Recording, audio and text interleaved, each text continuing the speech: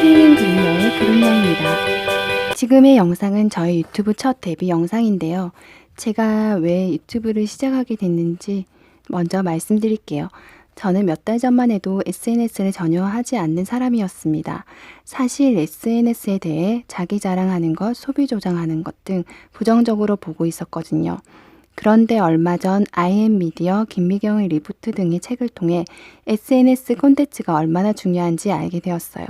저도 제가 느끼고 깨달은 것을 저 혼자만 가지고 있는 것보다 다른 사람들과 좋은 것을 함께 나누며 누군가에게 도움이 되고 싶다는 생각에 유튜버에 도전하게 되었어요. 그런데 저는 어릴 때부터 말을 잘 못하는 사람이었어요. 3명 이상의 사람들 앞에 서면 대인공포증이 있는 것처럼 엄청 떨리고 긴장이 되는데요. 그래도 제가 찍는 이 유튜브는 목소리를 녹음하고 영상으로 대체할 수 있는 장점이 있어서 좋은 것 같아요. 오늘은 제가 읽고 나누고 싶었던 크리스천의 성 토크 책을 소개해 드릴게요. 이 책의 저자 박수웅님은 40세까지 의사로 40세 이후엔 말씀 사역자로 살면서 너무 많은 크리스천이 왜곡되고 변질된 성 때문에 힘들어하는 것을 보고 갇힌 성, 묶인 성, 고립된 성을 하나님께서 기뻐하시는 아름다운 성으로 발전시키는 것이 크리스천의 임무라 여기고 이 책을 집필하게 되셨다고 합니다. 먼저 제가 성에 대해 관심을 가지게 된 이유는 요즘 포괄적 차별금지법 법안이 국회에서 통과되려고 하는데 너무나 심각한 결과를 초래하는 이 법안에 대해서 크리스천인 사람도 올바른 성과 동성애에 대해 잘 알지 못하고 있는 것 같아 너무 안타까운 마음이 들었기 때문입니다. 이 책은 4파트로 구성되어 있어요. 파트마다 제가 인상 깊었던 부분들을 간단히 말씀드릴게요. 먼저 파트 1의 주제는 성관계는 죄인가요입니다.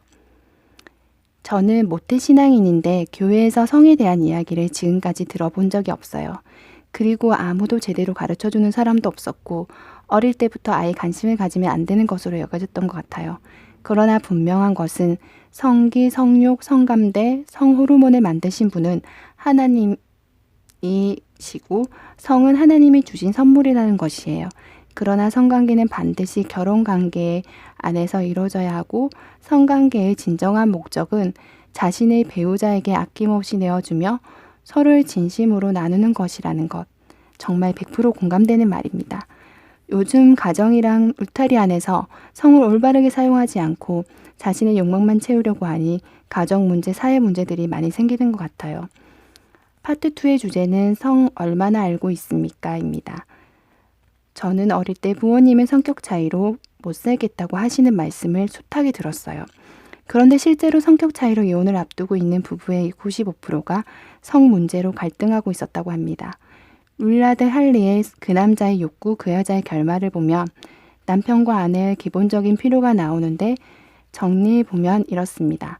남편의 필요는 첫째, 성적 욕구를 채워주는 것. 둘째, 그의 취미에 참여하고 함께 재밌게 노는 것. 셋째, 아내가 매력적이고 멋있게 보이는 것. 넷째, 아내가 가사와 육아를 성실히 해주는 것. 다섯째, 남편을 존경하고 칭찬하는 것이고 아내의 필요는 첫째, 부드럽게 보살펴주는 것. 둘째, 대화를 나누는 것. 셋째, 자기의 상황을 솔직히 이야기하는 것. 넷째, 재정적으로 안정감을 주는 것. 다섯째, 가정에 헌신하는 것입니다. 이렇게 보셨듯이 부부 사이에서 성이 차지하는 비율을 살펴보면 남편은 성 욕구가 첫째인데 아내는 5가지 필요의 우선순위 안에 성이 들지 않고 있습니다. 물론 사람마다 조금의 차이는 있다고 봐야겠죠.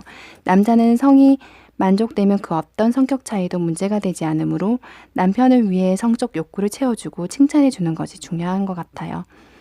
남자의 성과 여자의 성이 너무 다르기 때문에 부부는 서로 대화하며 나 자신의 만족보다는 상대방의 만족을 위해 섬기는 자세를 가져야 할 것 같아요.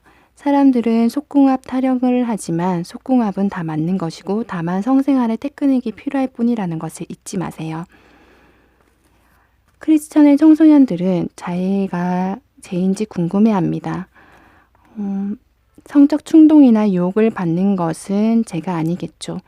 자의 행위 자체는 제가 아니지만 습관성, 중독성이 있어서 삼가하는 것이 좋다고 해요. 자꾸 상상이 되고 유혹을 받았을 때는 야동을 보는 대신 성경 말씀을 묵상하거나 스포츠를 하거나 그럴 환경을 만드는 곳에서 도망가야 합니다. 파트 3의 주제는 왜곡되고 병든 성이 보입니까?입니다. 동성애는 하나님이 남자와 여자를 창조하시고 생육하고 번성하여 땅에 충만하라고 하신 명령을 정면으로 거부하는 것입니다. 동성애는 인권의 문제가 아닙니다. 인종이나 성별과 같은 다름의 문제가 아니라 틀림의 문제인 것입니다. 동성애 유전자라는 것은 발견되지 않았고 후천적인 환경의 영향이 크다는 연구조사들이 많다고 합니다. 그런데 우리들이 동성애를 바라보는 시선도 교정될 필요가 있습니다. 예수님은 동성애자를 사랑하셔서 돌이키라고 말씀하십니다. 예수님이 죄와 죄인을 분리해서 보셨듯이 크리스천들은 그들을 따뜻하게 대하고 그들을 위해 기도해야 합니다. 사랑에서 가장 먼저 요구되는 것이 오래 참음입니다. 사랑의 감정의 지속기간은 짧게는 3개월, 길게는 3년까지라고 합니다. 그래서 감정보다 중요한 것이 사랑하겠노라라는 의지입니다.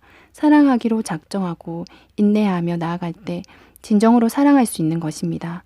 마지막으로 파트 4의 주제는 지난밤 즐거웠습니까?입니다. 사랑도 기술이 필요합니다. 만족스러운 성생활은 행복한 결혼생활을 위한 필수 불가결한 요소입니다. 서로가 만족하고 행복함을 느끼기 위한 온전한 성관계를 위해서는 서로 노력해야겠죠. 첫 번째로 사랑의 말과 칭찬이 필요합니다. 이것이 잠자리의 분위기를 좌우하는 것이죠. 청각에 민감한 아내에게 칭찬의 말을 하고 사랑과 정성으로 애무해 줄 때 피부 민감도가 남자보다 10배나 강한 여자는 흥분이 고조됩니다. 남자와 여자의 쾌감 지점이 다르므로 남편은 아내의 몸은 충분히 애무해 주어 흥분시킨 뒤 관계를 해야 아내가 만족을 느낍니다. 애무도 기술이 필요합니다. 여자는 성감대가 34군데나 되는데 아내가 어디를 만져줄 때 좋아하고 만족하는지 파악해서 그 부분을 공략하세요. 그리고 여성의 오르가즘을 돕는 또 다른 부위는 G스팟인데 질 내부에서 가장 예민한 부위고 질 입구에서 3-4cm 안에 있다고 하니 G스팟을 자주 애무해주며 오르가즘을 강렬하게 느낀다고 합니다. 그리고 부부는 자칫 매번 똑같이 지루해 줄 수 있는 성관계를 창의적인 방법으로 서로 좋은 체의를 연구해서 개발해야 합니다. 그리고 남자들은 눈이 성감대이므로 아내는 나갈 때만 외모에 신경 쓰지 말고 집에서도 남편에게 외모의 아름다움을 보여야 한다는 것이죠.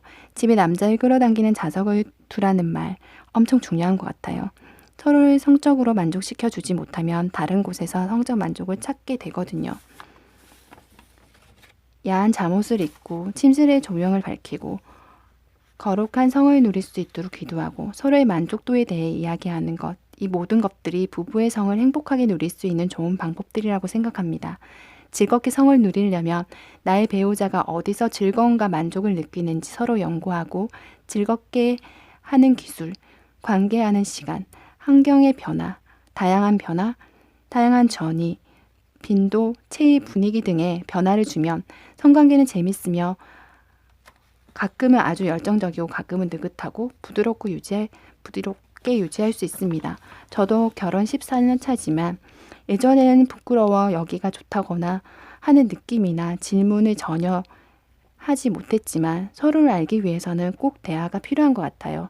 그래야 서로에게 더 만족감을 주는 성관계로 인해 연애 때처럼 더 애틋하고 열정적인 감정이 되살아나 행복한 결혼 생활을 유지할 수 있는 것 같아요.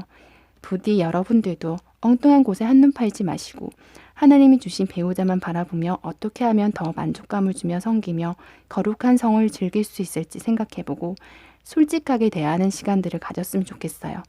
지금까지 봐주셔서 감사합니다. 공감이 되셨고 다음 영상들도 쭉 보고 싶으시다면 좋아요, 구독 꼭 눌러주세요. 지금까지 책 읽는 그린녀의 그린녀였습니다.